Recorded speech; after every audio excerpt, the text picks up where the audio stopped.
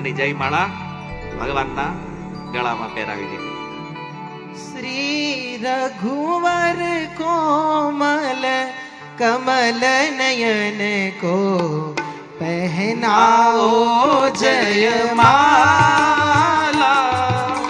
पुण्य मुहूर्त स्वर्णिम अवसर नहीं आने वाला दो चार चरण चलते चलते श्री रघुवर तक ऐसे पहुँचे श्री राम चकित वे सीता का अद्भुत रूप निराला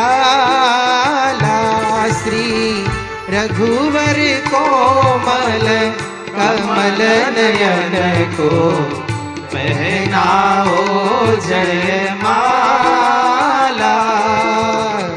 पहनाओ जयमाला।